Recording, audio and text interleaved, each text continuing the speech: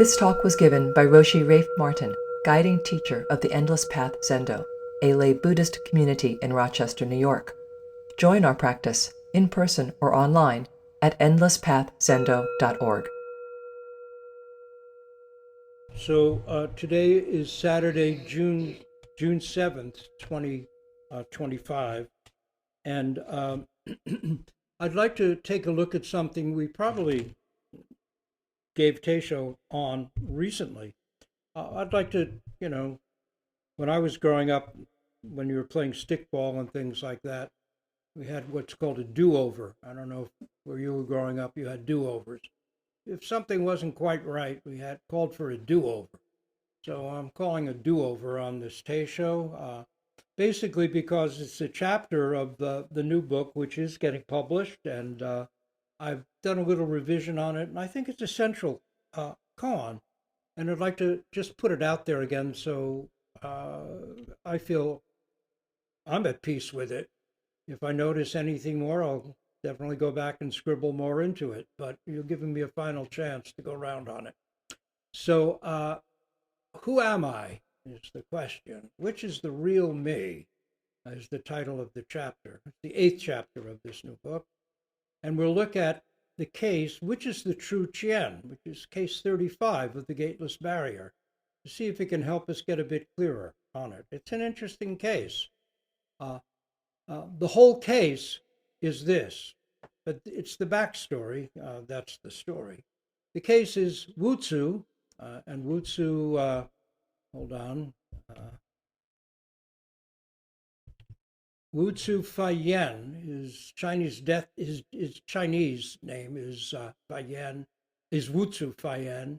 In Japanese, he would be Goso. And his death date was 1104, and he lived in the Sung period. He was the teacher, Wu-tsu was the teacher of Wan Wu, who was the editor of the Blue Cliff Record, and Wu Men, compiler of Gateless Barrier, was directly in his line several generations later. So here's Wu-tsu's koan, case 35, which is the true Tien. Wu-tsu asked a monk, the woman Tien and her spirit separated. Which is the true Tien? That's the whole case. But to understand the case, you have to know the story. And it's a story of Tien, which appeared in several Chinese books of ghost stories during the Tang or Sung period, perhaps. Definitely in the Sung, but might have been really in the Tang. And the story, it's a ghost story, and it goes like this. In a place called Hanyang lived a man called Chang Qian, whose youngest daughter, Qian, was very beautiful and the pride of her father. He also had a handsome nephew named Wang Zhao, and Chang Qian, as a joke, used to say they would make a fine married couple. The two young people, however, took this jesting seriously and thought of themselves as engaged, being in love with one another, each other. When Chen grew up, a man of rank asked for her in marriage. Her father decided to comply with this offer, and tragedy could not be avoided. Chen was deeply distressed, and Chao, angered and grieving, resolved to leave home and go to another province. The next day he got a boat ready for his journey, and after sunset, without bidding farewell to anyone, he proceeded up the river. But in the middle of the night, he was startled by a voice calling to him, "Wait, it is I." And he saw a girl running along the bank toward the boat. It was Chen. Chao was unspeakably delighted. Chen sprang into the boat, and the lovers found their way safely to the province of Chu. There they lived happily for 6 years and had 2 children. Chen, however, could not forget her parents and often longed to see them again. So they decided to return and ask for her parents' forgiveness.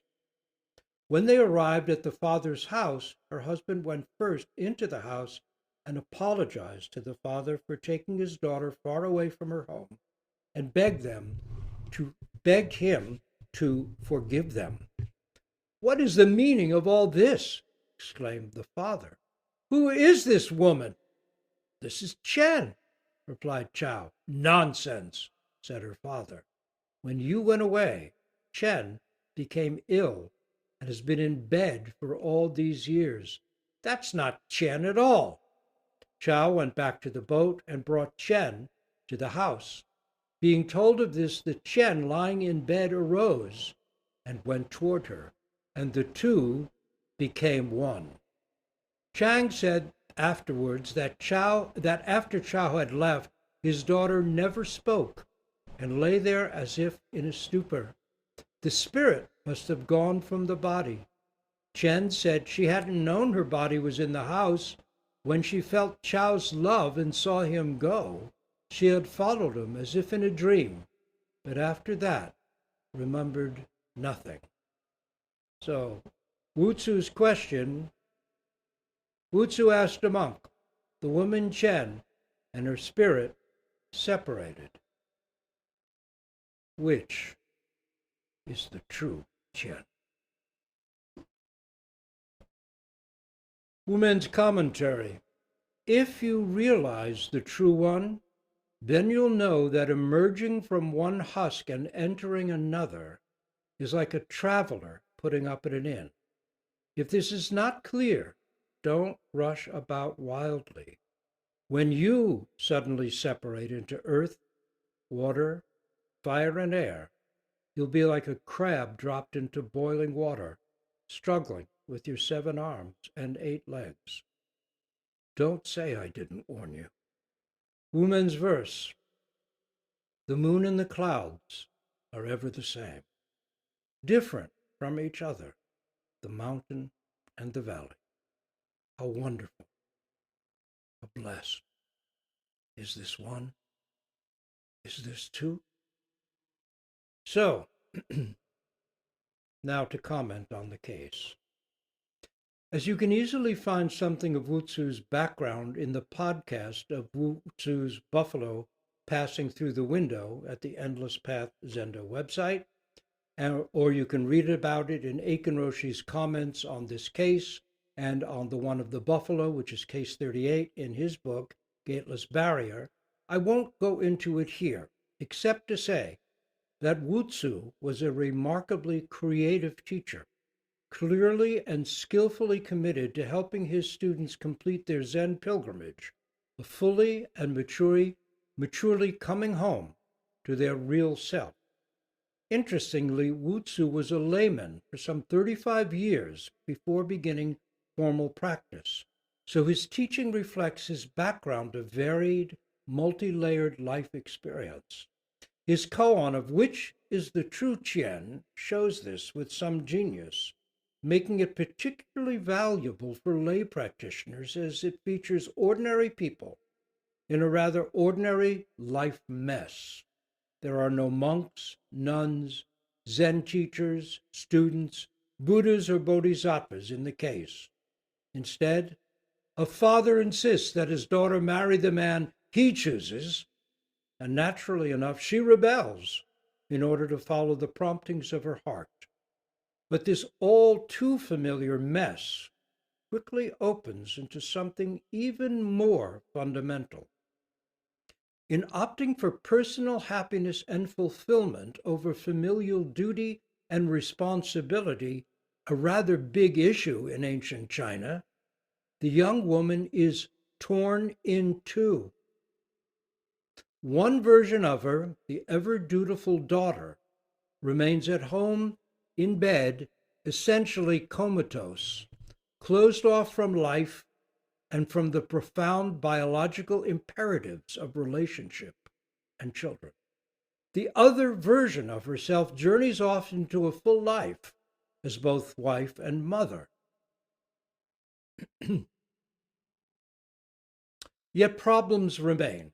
Her potential as a responsible daughter, fulfiller of familial duties, has been shut down, put to sleep, turned comatose. Neither version is or can be whole. And so in time, both she and her husband find themselves more than a bit uneasy. Taking their children, they get back in the boat and return home to make peace. But when they arrive back home, her father is stunned. "What are you saying? My daughter Chen never left." Once Chow went away, she stopped speaking, took her bed, and there she remained still. The returned Chen then enters the house. The comatose Chen rises from her sick bed. The two Chens become one. Hooray! Case closed. Or is it?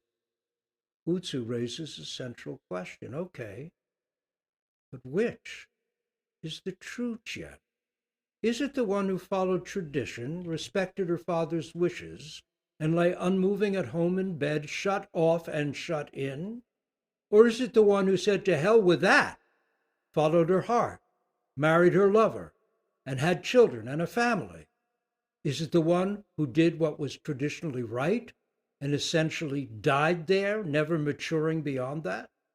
Or is it the one who chose personal fulfillment and lived a full and active life, but trampled on the respect due to parents and tradition and so lost something essential? Is it both? Is it neither? Is it no? Is it yes? Is it has not or has? Which is right? Which is true? What do you say? Wu Men wrote a verse for the first case of his gateless barrier koan collection, Does a Dog Have Buddha Nature? Chao Chu's quiet answer of Mu to the monk's question as to whether even such a lowly creature as a dog has Buddha nature is usually the initiatory koan for Zen students who choose koan practice, or choose koans to practice with. Others are typically, what is the sound of a single hand? A classic koan created by Zen Master Hakuin, or an inquiry like, who is hearing?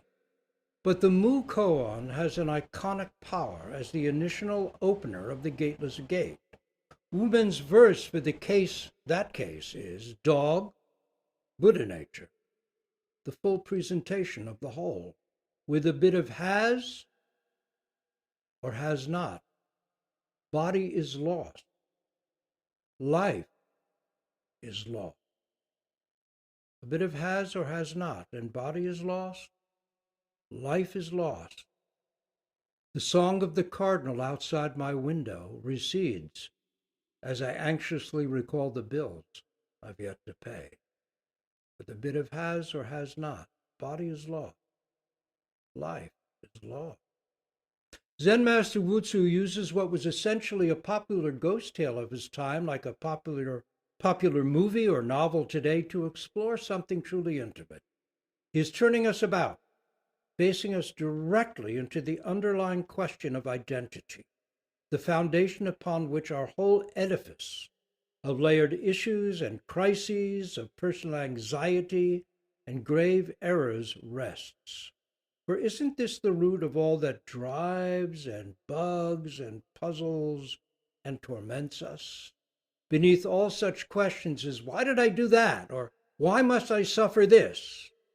Lies the fundamental question, who am I? We move through our days like leaves blown about by an unknown wind. But who is it happening to? Who is doing it? Who is the victim? Who is in the driver's seat? Who has or doesn't have? Instead of looking squarely into it, frightened, perhaps, by the implications of such inquiry, we tend, even when we stumble upon it, precipitated perhaps by personal crisis, to put it aside. Or we hold it at arm's length as if it were an interesting philosophical problem, something for when there's time on our hands. We may hide from its intimate, unnerving challenge by answering, me, I'm doing it, that's who, me is who it's happening to. Who else would it be happening to? And so we try to shore up our ruins rather than risk tearing down our house of unexamined assumptions. But what could be more essential than this question? Who, after all, is hearing these words? Who, after all, has been writing them? Who hears sounds right now?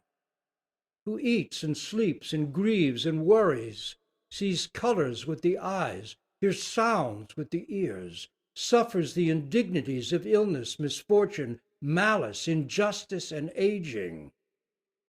Who is it who must die? Really, who am I? Our humanity lies here. Maybe peace, at least a greater degree of it, lies in digging down into this. Who are we talking about when we say or think I or me? Is this an interesting philosophical exercise or a practical way of deprogramming ourselves from a mortal hypnosis? To help free us, Wu-tsu says the woman Chen and her spirit separated. Which is the true Chen? He is guiding us to ask, which is the true me? And how is it that we don't know? Isn't that rather astonishing? Is it the one running off to buy a bag of kitty litter, or the one vowing to awaken for the sake of all beings? Is the true me sitting selflessly in zazen or daydreaming about my upcoming vacation? Is the true me the one working late to make the extra buck, or the one cutting back to make more time for family and friends?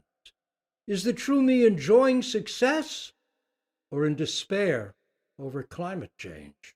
Is it both or neither? Which, indeed, what is the real me? Thoughts of greed, anger, and ignorance pass through my mind every day. So many realms, so many beings, human, animal, hungry ghost, warring spirit, God, hell dweller, make me up, as the traditional Buddhist wheel of life shows. We have a wheel of life at the bottom of the stairs on the second floor where you're coming up the spiral stairs to the Zendo. Take a look at it if you're here locally sometime. A wheel of life reveals the habitual, conditioned, unawakened life as a kind of underworld, a secondary realm we inhabit as a kind of dream reality. This changing, shifting inner world or inner life, where we habitually locate our identity, is not the primary world of the living and non-living things, birds, stars, fire hydrants, blue skies, and so on, where we exist in companionship and mutual affect. Now, as a side note, the Buddha recommended that a wheel of life showing the 6 realms of unenlightened, conditioned existence, with the Buddha teaching in each realm, be displayed at the entrance of all monasteries.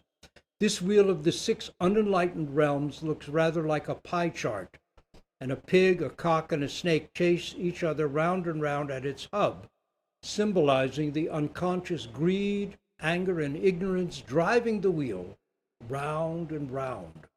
Around the outside of this wheel of conditioned life are the hands, feet, and open-fanged mouth of a terrifying creature, time, which is busily devouring the pie.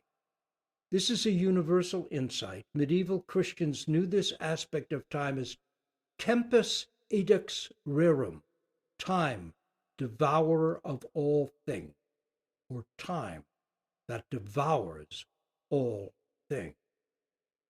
So, who or what am I? What is the true me of me? Is it the mind that knows joy and sorrow, plans and dreams?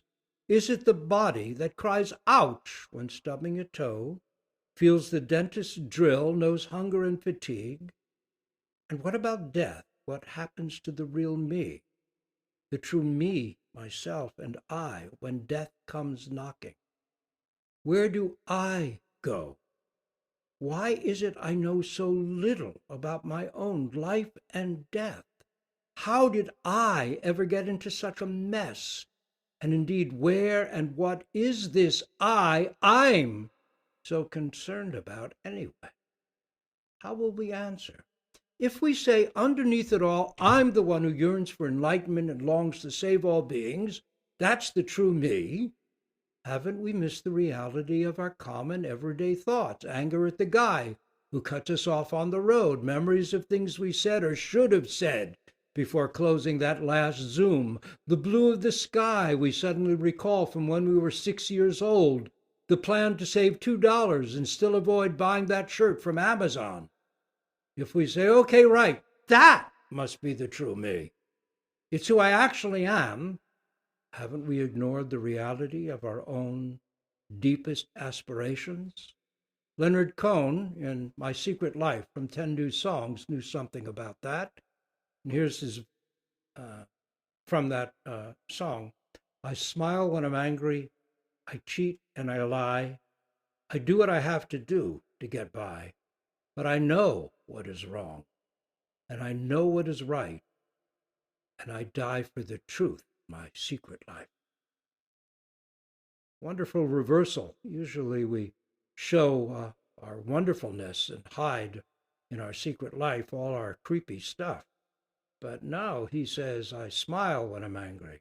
I cheat, I lie, I do what I have to do to get by. But I know what is wrong and I know what is right. And I die for the truth, my secret. And what about sounds, colors, tasting, feeling, thinking? Who's sensing all that? Transmission case 4 of the Denkoroku, record of the transmission of the light, says Upagupta, the fourth ancestor from the Buddha, attended the Venerable Shanavasa for 3 years, then finally shaved his head, became a monk. Shanavasa asked him, has your body or mind left home? Becoming a monk was called home leaving. The master replied, truly, it is my body that has left home. Shanavasa said, what has the sublime truth of the Buddhas to do with body or mind? On hearing this, the master underwent great realization. What has the sublime truth of the Buddhas to do with body or mind? If the essence is neither body nor mind, what is it? Is there an essence? An essential, unchanging core? Or is there now only now I'm 6 years old, now I'm 80. Now I'm into stamp collecting, now I'm collecting Buddhas. Now I'm looking for a job, now I'm retired. Now I'm crossing a river, now I'm flying in an airplane. Maybe we're drawn to Zen practice because we've glimpsed how impermanent and unreal our life can be, how dreamlike and inauthentic. One day, we may call out, help, Buddhas, Bodhisattvas, help me awake to reality and escape from a world of illusion, separation, greed, selfishness, stupidity, and change. Help me be whole. But what makes us unwhole? What is our problem? Again, if we're not already whole, can a missing wholeness be acquired after the fact, putting fragmented pieces together? Humpty Dumpty suggests otherwise. In his award-winning book, The Snow Leopard, Zen teacher Peter Matheson writes of visiting a Tibetan Lama with arthritically crippled legs, whose temple hermitage had been built onto the side of a sheer cliff. Given that the Lama could now never manage the long ladders needed to ascend and descend from his precarious perch, Matheson asked if he felt trapped there.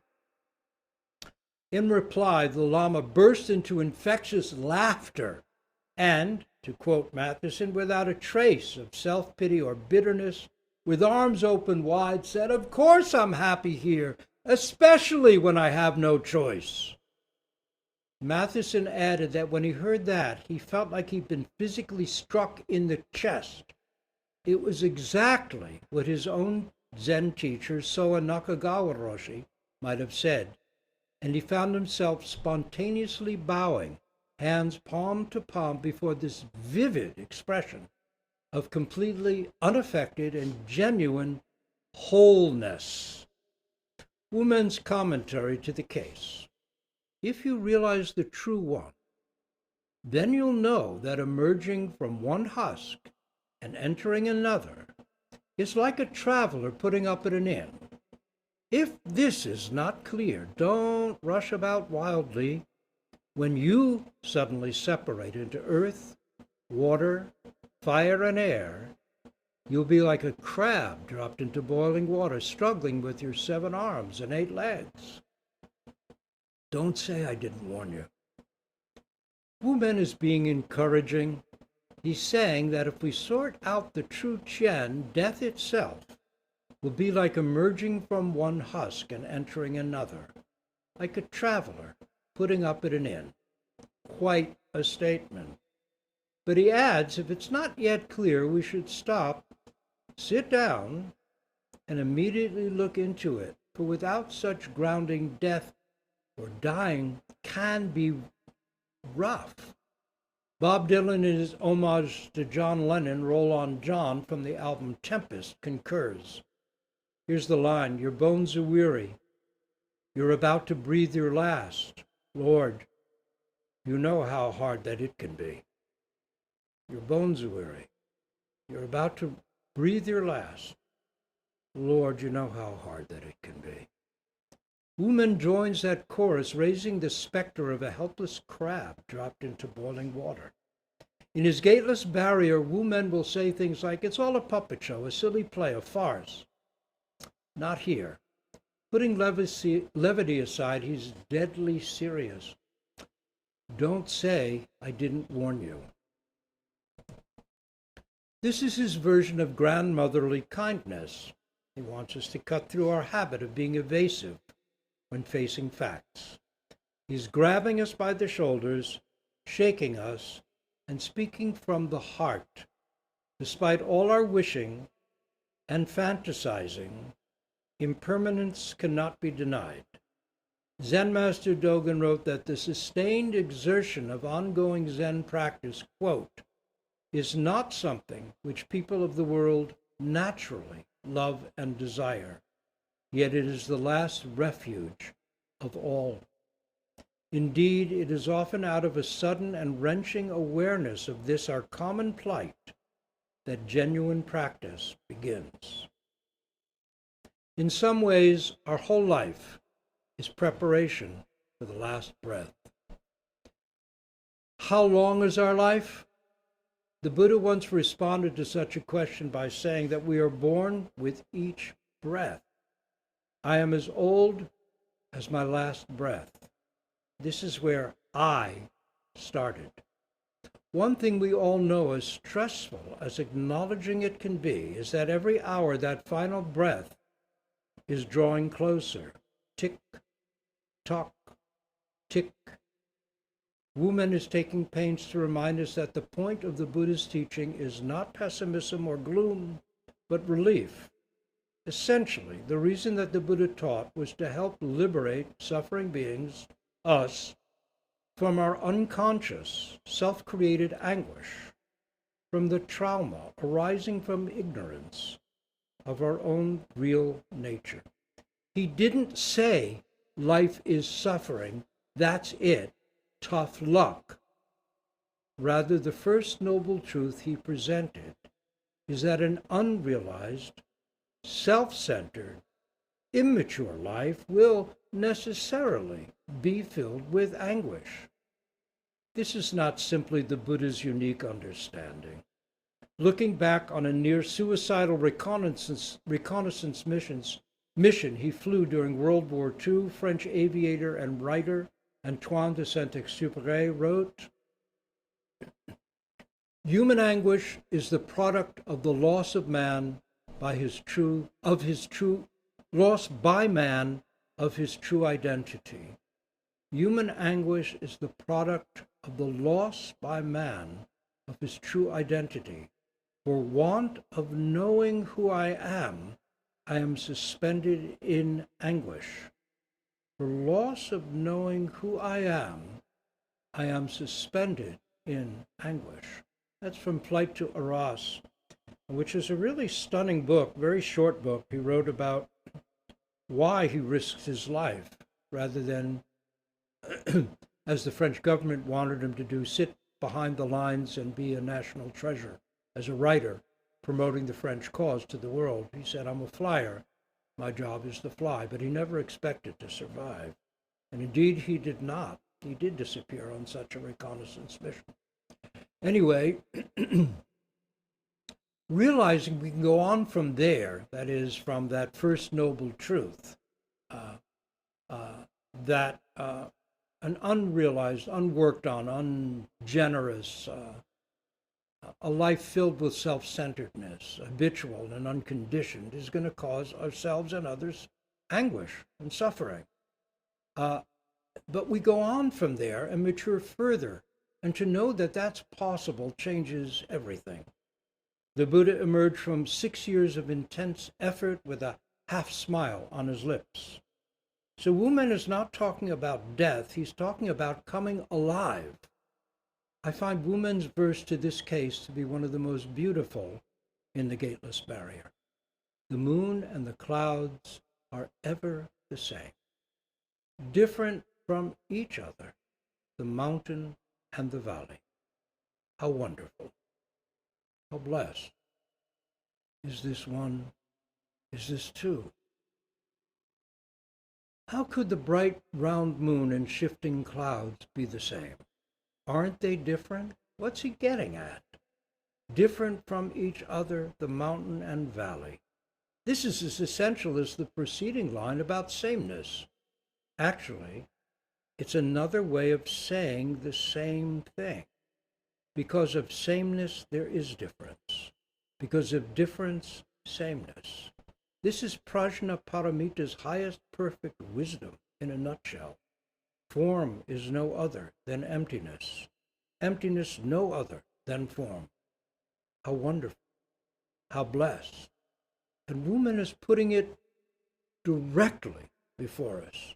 Despite all his warnings and threats, his conclusion is, isn't this life, just as it is with its challenges and difficulties, issues and responsibilities, terrific? Isn't it wonderful, blessed really, when we realize that the seemingly opposed perspectives of sameness and difference, emptiness and form have always been intimate? The Buddha's joyous realization that wonder of wonders, all beings are Buddha, includes you and me. Identity, not fragmentation, is our birthright. The story of the recovery of identity may be the core of all myth and folklore. It is perhaps the central human story. Hide and seek is an old, old game, after all. And so, ta-da! The poor goose girl turns out to be the long-lost princess. And that humble pig keeper, why, he's the missing prince. Rightfully returned to their thrones, the false usurper tyrant is cast out, and the long-suffering kingdom restored to health. How many fairy tales do you see that happening? How deep an insight is that into the human condition? William Stafford's poem, A Story That Could Be True, reminds us that the core of fairy tales is truer than we may think. Here's the poem. If you were exchanged in the cradle and your real mother died without ever telling the story, then no one knows your name, and somewhere in the world your father is lost and needs you, but you are far away. He can never find how true you are, how ready.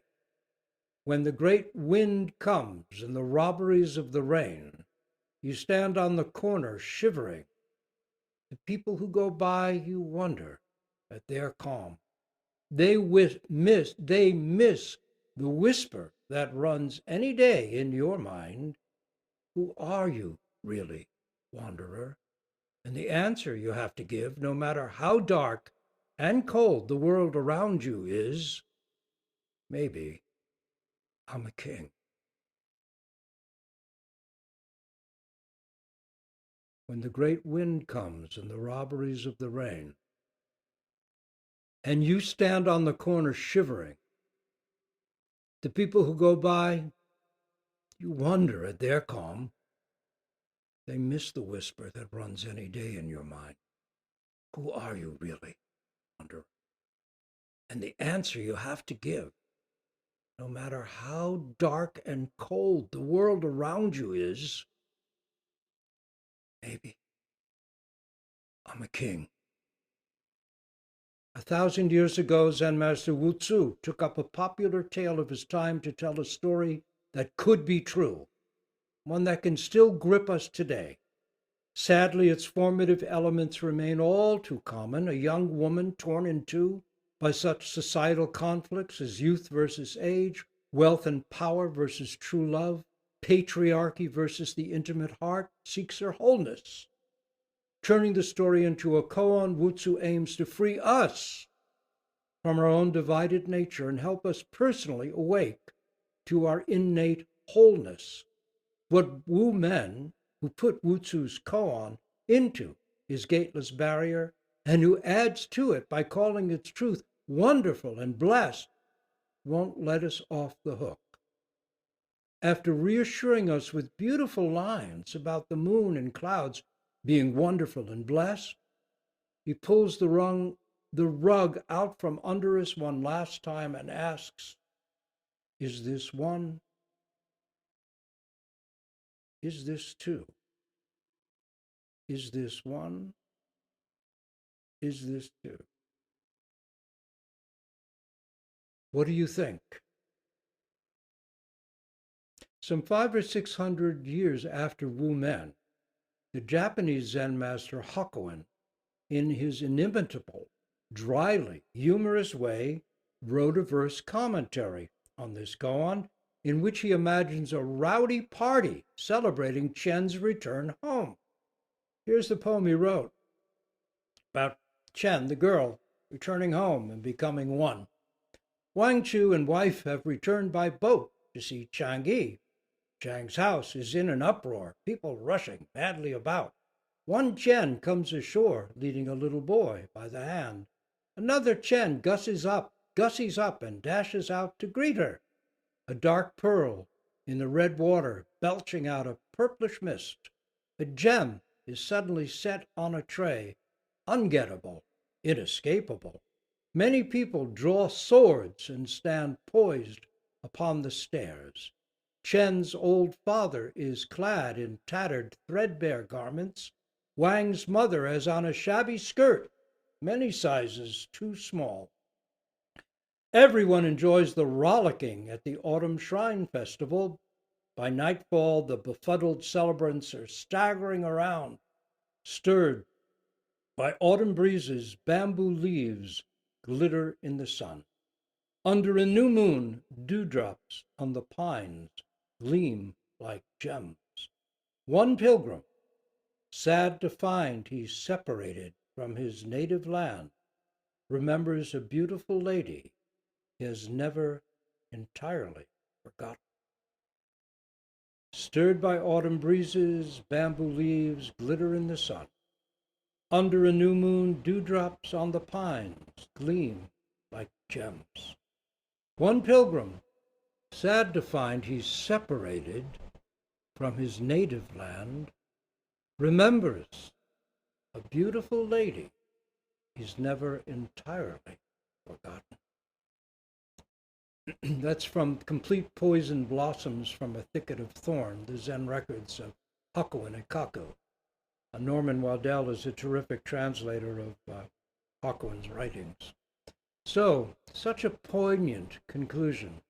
The party's over. The befuddled celebrants staggering back to their homes. Party favors and empty bottles littering the long tables and grasses. The sun rises, and one pilgrim, looking out over the quiet waters of the lake, remembers his own distant home. There's something there so beautiful. There's someone there so beautiful. He remembers her now, the impression she made. It's never really left him. What a joy it might be to see her again.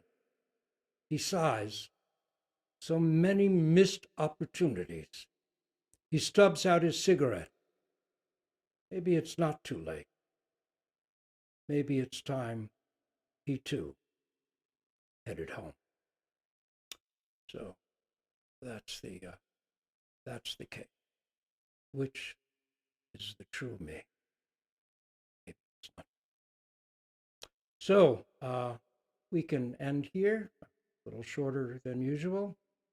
Nice to see you all. I will stop the recording. Just a reminder, course, we have sesshin starting this Wednesday night through Sunday afternoon. I'll look forward to seeing everybody who can make it for sesshin, either in person or by Zoom, and we'll have a chance to settle into which is the real me, which is the true me. We'll have a chance, how rare in life, to let everything else just go for a time and look into this foundational relationship we have with ourselves and the world. So we'll stop here. I will stop the recording and we'll turn the computer around and we can all face the Buddha together to make our great vow.